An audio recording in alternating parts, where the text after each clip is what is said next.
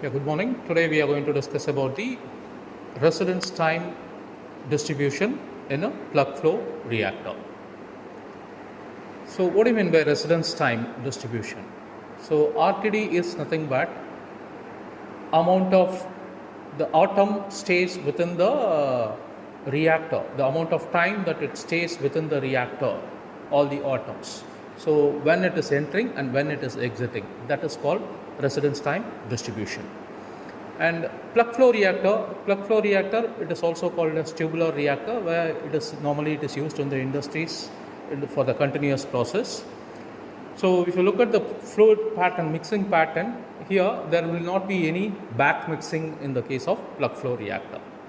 So here we are going to understand why the principle, the aim of the experiment is, there are two different reactors. One is ideal reactor and non-ideal reactor. Ideal reactor, where all the processes, conversion, everything, it happens in 100%.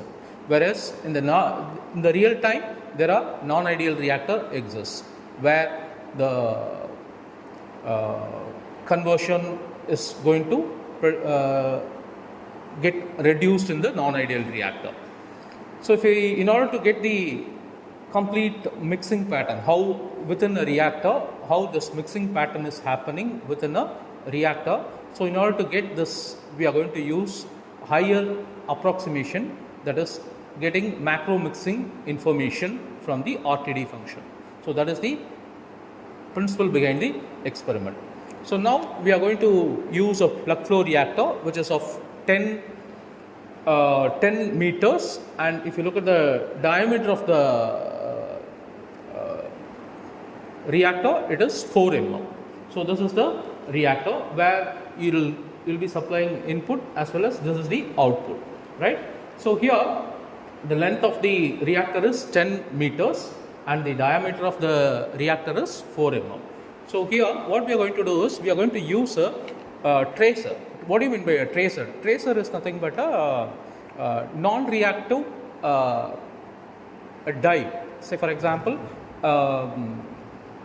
Comasi Brilliant Blue G250, we are going to use that as a tracer, a colored solution. When you inject within a tubular reactor, plug flow reactor, at a pulse injection, that is single shot of injection of the dye which we are going to inject it into the reactor, and from there it will move and it will go, and without back mixing the flow will be continuing, right? So the atoms that is entering, it stays within the reactor. In the case of ideal, the plug flow reactor, and batch fermenter, it stays at the same time. So here we are going to, what we are going to do is, after injecting the tracer, we are going to collect the sample at regular time intervals. Say for example, every 1 minute we are going to collect the dye, and we are going to measure the OD at 620 nanometer by using UV visible spectrophotometer.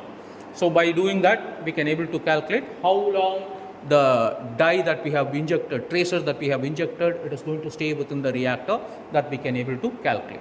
So now in order to understand how we can able to do the calculation, say for example, first we need to plot the standard graph for the dye by taking known concentrations in the x-axis and OD value with the respect to the by using UV visible spectrophotometer, we need to plot the standard graph. Then by using this standard graph, we have to plot the C of T curve. C curve, here we need to plot C curve and E curve. We need to plot it. So in order to plot the C curve with respect to time and the C of T, concentration of the dye, so here you will get a peak like this. So this is called as C curve. This we can obtain it from by using C of T is nothing but OD at 620 nanometer divided by slope. Whatever that we have taken it from the standard graph, we use that. We'll plot, get the slope, and we can use that for, in order to plot, find out the C of T concentration. So say for example, and how, once if you find out the C of T, then we can able to find out the E of T. E of T is nothing but C of T divided by Q. It is C of T divided by Q. So how we can able to find out the Q? Q we can able to find out by using Simpson rule.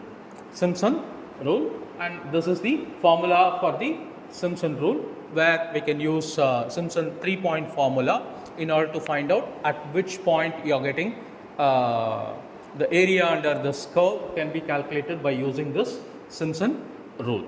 So this is the formula for calculating the Simpson rule. So by doing this, we can able to get the plot the C of curve and E of t curve. So E of t is nothing but the function of RTD. RTD, that is how long atom stays within the reactor, that can be calculated. So here we can able to say, for example, you will get a peak in the E of t curve. So from the peak you can able to calculate whatever the points that we have, time scale that we have taken, either 2 minutes before or 3 minutes after, we can calculate, and for that this Simpson rule is rule is used in order to find out the Q value, and we know the C of t value and Q value. So by using this we can able to find out the residence time distribution in the case of plug flow reactor. Thank you.